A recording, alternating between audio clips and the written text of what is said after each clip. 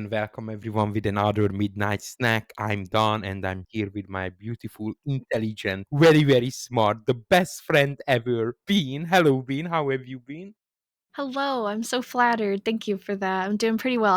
So I know you have quite a shocking midnight snacks, but you didn't reveal much, so it's all yours, Bean. Tell us. Yeah, let's get right into it. Okay, so a Florida law enforcement officer shot at an unarmed and handcuffed man after mistaking the sound of a falling acorn for a gunshot. And I'm just going to immediately jump right into it. What? What? Let's go. Where? Right there? Oh, I'm hit. I'm hit. What? Ambulance! In the car! I was shot through the car. Oh! Oh my god. Pretty fucking crazy, so let me just break it down. These police officers responded to a call in Florida.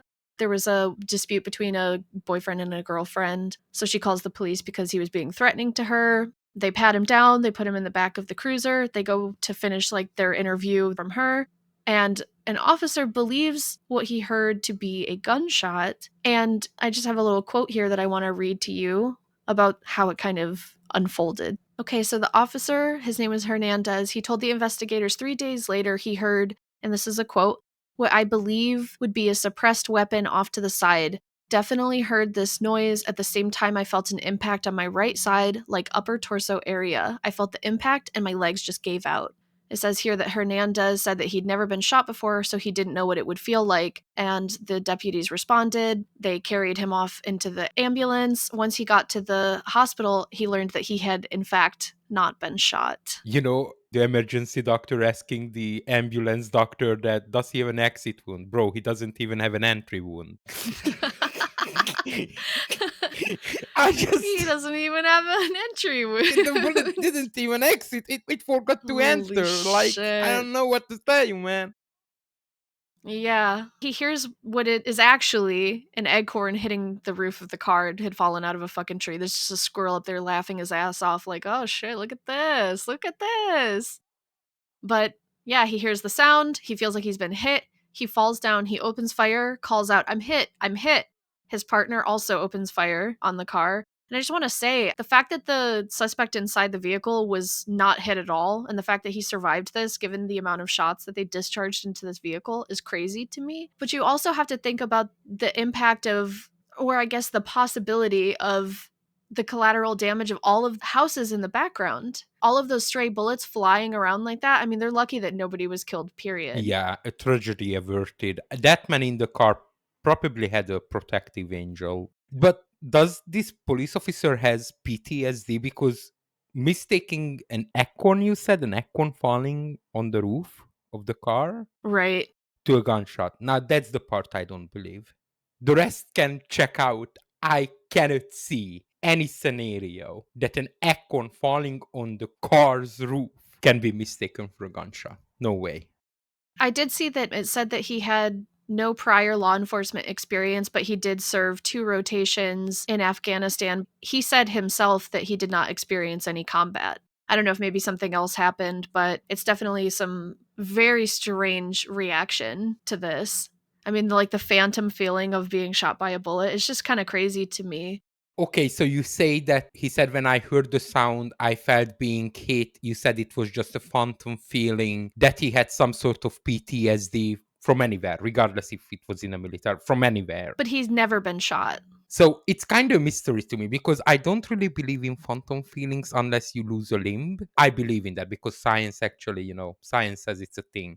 But hearing a sound that can trigger an immediate impact on your body, I don't know that checks out for me. I don't know. Doctors out there, please back me up here. Is it a thing? Yeah, let us know. I mean, the only thing is if it was just like super high tensions where he was already like on edge and just had like a disproportionate reaction. That's all I can think. Well, as a European, I have an idea for you guys how to release the stress level for your police officers. It's called gun control. So if they don't need to shit their pants during every encounter with citizens, that they might get shot or the person I'm interacting with may carry a weapon and may have bad intentions. Gun control, it's just an idea. I don't know. He said what he said. Just last little bit here. It says after 8 weeks of investigation, and I have a quote from whoever. 8 weeks. Yeah, it took them 8 weeks to determine whether or not he was at fault. So I'm just going to read this to you. It says here, we are very thankful that Mr. Jackson wasn't injured, and we have no reason to think that former Deputy Hernandez acted with any malice. Though his actions were ultimately not warranted, we do believe that he felt his life was in immediate peril, and his response was based off of the circumstances surrounding this fear. Just as we have an obligation to protect our officers so they can go home safely to their families, law enforcement has the same obligation to any citizen being investigated for a crime. Absolutely true. The one person I really feel sorry for is the partner. Because imagine his stress level going through the roof. Your partner yells, I got shot. Can you imagine? I actually do have a quote here from. You have a quote? Oh my god, I wonder what he got to say. She said. Oh, it's a she, sorry. Yeah, that's okay. I found it. So it says here, in her interview with the investigators, Roberts said that she also heard something before Hernandez started screaming about shots being fired. And then this is a direct quote. She said, it was something that was loud enough to get my attention, later saying that she thought Jackson had kicked out the window. Yeah. And it was her body cam first, what we saw, like she was running in. She was sprinting in, shooting her gun. She was like, oh my god, I have to save my partner. Yeah. Horrible. So if neither of them had PTSD before, they probably do have it now. Okay, but please, scientists out there, explain to me how can an acorn falling on the top of your car cause such a sound that can be mistaken to a gunshot? Please, anyone. You don't even need to be a scientist. I'm lowering my standards now. Just tell me how. So that's it for my little midnight snack. Tell us how. Tell us how. Okay, sweet dreams. Okay, sweet dreams.